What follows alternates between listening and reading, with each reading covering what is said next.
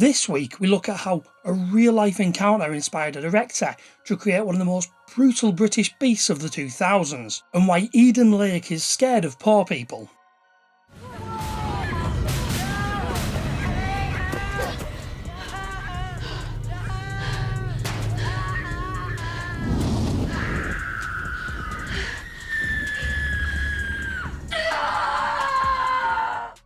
Eden Lake was released in 2008 and is quite a noteworthy entry in the catalogue of 2000s British horror movies. It starts out as a rather tame story until a chance encounter plunges the lead characters into a nightmarish ordeal when a truly surprising set of sadistic antagonists emerge and the movie becomes somewhat of an homage to New French Extremity. More on that later. It's a bleak and rather intense film that explores themes of social decay, violence and the loss of innocence. The manner in which the filmmaker does this certainly raised eyebrows at the time, as some found the movie to be a scathing attack on youth culture and in particular the British working class. Judging from how Watkins talks about these issues in interviews regarding Eden Lake, I think that by the end of the video we'll have a clear idea of what the filmmaker was trying to say with this movie. The film currently stands at 6.7 out of 10 on IMDb and 3.2 out of 5 on Letterboxd, and was received a little more positively by critics than audiences. Although in most cases the acting and executions of the scenes was commended, the plot and character motivations often came in for negative criticism. The commitment to aggression and absolute nihilism of the second half of the movie, plus the harrowing climax, also seemed to split reactions down the middle. This is certainly not a movie for those who are easily affected by cruel fiction. Now, if you're a fan of dark cinema at any point on the spooktacular spectrum, I'd recommend stabbing that subscribe button. I have a whole host of explorations planned on various films, from grimy cult classics of the 70s, camp horror comedies of the 80s, right through the extreme movement of the 2000s to the cerebral horrors of the current era, and I would love you to join me on that journey. Also, I hear liking and commenting on YouTube videos will help with warding off psychotic killer teens, so there's that. Directed by James Watkins and starring Kelly, Reilly and Michael Fassbender, the film begins with Jenny and Steve, a young couple seeking a tranquil escape from the hustle of urban life. They travel from the safety and civility of their middle-class lives in the south of England to the dangerous, working-class north. In interviews, the director states that the story is meant to be set in the Midlands, however the accents used for the locals sound decidedly northern to me. Hey up, my duck. Hey up, my duck. Hey up, my duck. Their romantic weekend retreat to the remote Eden Lake promises relaxation and intimacy. In fact, Steve is planning to use this setting to propose to Jenny. However, their peaceful intentions take a sharp turn when they encounter a group of unruly and aggressive local kids, led by Brett, their menacing leader. In a somewhat subversive turn, the aggressive adversaries here are not dangerous-looking adults, but a bunch of cackling teenagers. Initially, the gang acts in a way that you might expect. They play their music too loud, and they're abrasive towards the adult authority figures. But as things become more heated between the two parties, it's clear that these youngsters, or at least the prominent members of the group, have no sense of when they've gone too far. Stealing, kidnapping and worse are not off limits to this group. There are moments in the movie where the younger members show some reservations, but this is quickly stamped out by the older ringleaders, who seem ready to go all the way to murder without giving it a second thought. The tensions escalate when the couple's attempts to peacefully coexist with the youths are met with hostility. A set of events transpire that lead to escalating confrontations between Steve and Brett. This sparks a series of actions and reactions that spiral out of control, leading to death, torture and a relentless pursuit through the woods.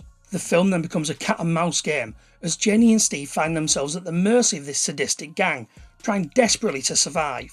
The couple are vulnerable, as Steve and Jenny don't know the area. Brett and his gang can stalk the couple through the forest and pick and choose what they want to do with their prey as they fall foul of the dangers in the woods. As the night unfolds, the brutality intensifies, pushing the couple to the brink of their physical and emotional limits. The stress of the situation begins to change Jenny, and the line between the hunted and the hunters begins to blur, raising questions about morality, the consequences of unchecked aggression, and the thin veneer separating civilization from chaos. The conclusion of Eden Lake is a gut-wrenching revelation of the devastating impact of real-world violence, and the haunting consequences of a society that fails to address the root causes of aggression.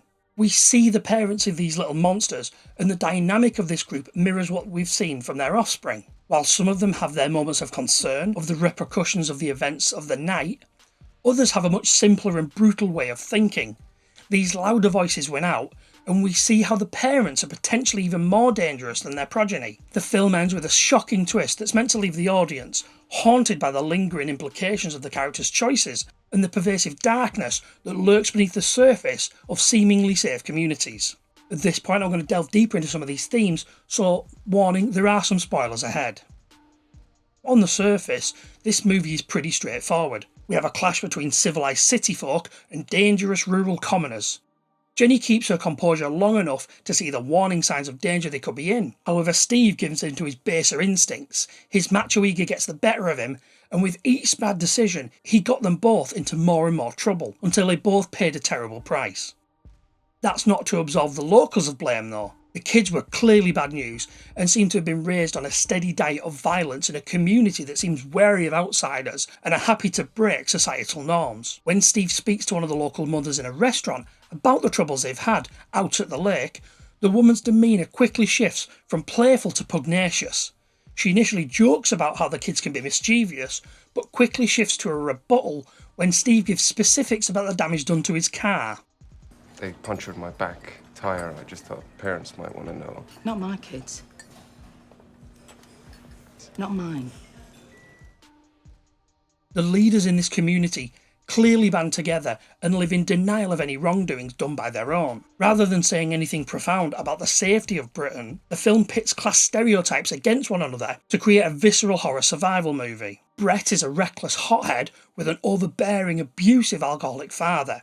He internalises this abuse and in turn intimidates other kids so they blindly follow his orders. In Steve, he finds a perfect candidate to torment. Being youngsters who don't know their limits, they inevitably push things too far. Fortunately for Brett, he has a couple of followers who are as jaded and violent as he is that help him keep control of this group. But as his fury boils over and his ire turns on them, the group begins to lose cohesion.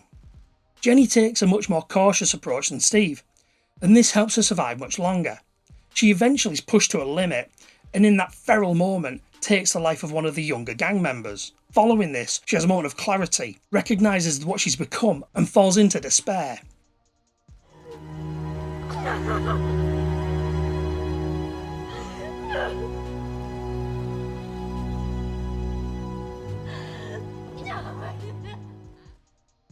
Once Jenny makes it to what she thinks is safety, it doesn't take long for her to assess the situation and know she is still in trouble. But by then it's too late. She's in the clutches of the rather two-dimensional locals in a community that is less than welcoming to out-of-towners led by John, Brett's father. Jenny's fate is sealed in a way that took me by surprise and hit me in a way that I really wasn't expecting. As the walls close in around her, she makes one last attempt at escape, but her fate is decided off-screen when she's taken away by John and his most violent friends. The scene is beleaguered by the simple characterisation of the locals, but it's an emotional crescendo in the movie, and it showcases some great performances. I'm someone who particularly enjoys when a story diverts from a conventional happy conclusion, but I'm not too proud to admit that the offence here stayed with me for some time after my first viewing.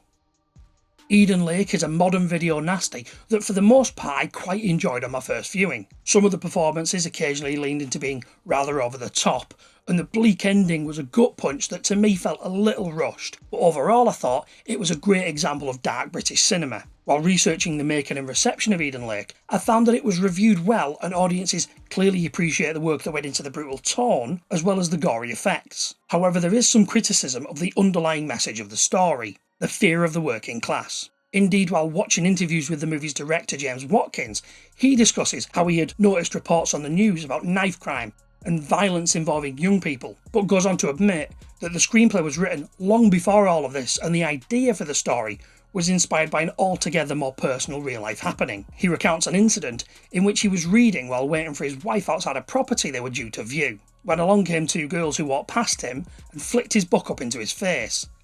This fairly banal interaction shocked Watkins, and he couldn't think of anything to do or say. By the time he'd formulated a response, the girls were long gone. As he saw them walk away, he began to think if it would have been worth saying anything to them.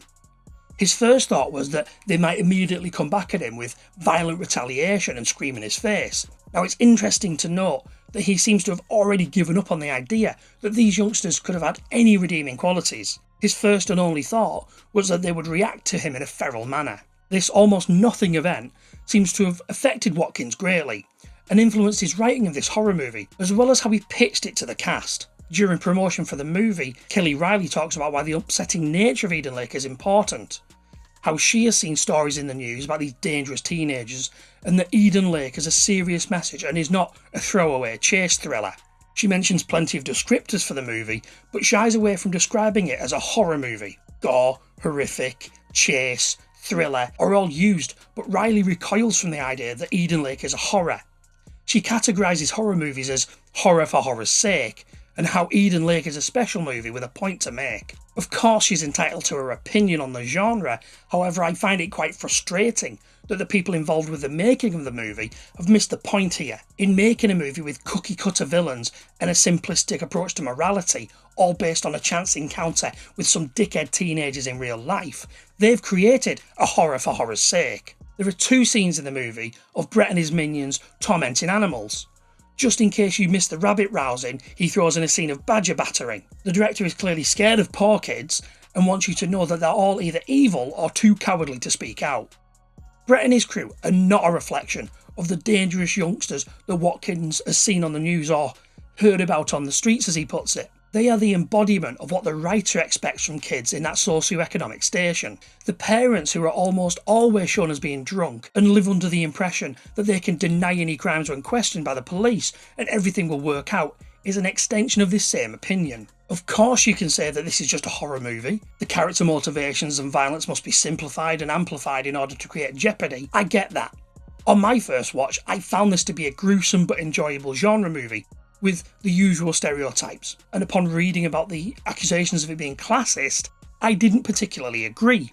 However, watching the behind the scenes footage and digesting Watkins' statements regarding the creation of this script, I find it difficult to read the media in any other way. Now, you can disagree all day long and enjoy the film as a savage bloody spectacle all you like, more power to you, but the underlying motivations remain the same, and if this can open a dialogue and result in a more nuanced telling of this kind of story, then great, we all win. While I think there are certainly stories to be told in this genre that explore the breakdown of communities in Britain, I don't think this top-down view that frames the next generation as the problem is very helpful or indeed accurate. If you're looking for people responsible for the problems in a country or society, it's much more productive and interesting to look up at those in control, governments and the media for example, rather than blaming the society that is shaped by the actions of these elite few. Eden Lake is a harrowing journey that uses gripping narrative to unravel the horrors of societal decay, human aggression and the loss of innocence, but it's done in a heavy-handed manner, as the creator behind it seems unwilling or unable to see the bigger picture concerning the genesis of these problems. The film's unflinching presentation of violence, morality and the fragility of civilization leaves a lasting impact, particularly with such a bleak ending, thus challenging us as viewers to confront potential uncomfortable realities that could lurk beneath the surface of everyday society. Eden Lake may be a bad example of social commentary, but it's a wonderful example of 2000s extreme Euro horror, a great British horror movie for all the wrong reasons. If you enjoyed this video, stab those like and subscribe buttons. It's free to do and it means a great deal to me. Also, don't forget to leave a comment on what you think of Eden Lake. Finally, check out the recommendations for more dark content on my channel. You'll get another fix of something twisted and I get recommended to more horror fans. Thanks and stay spooky.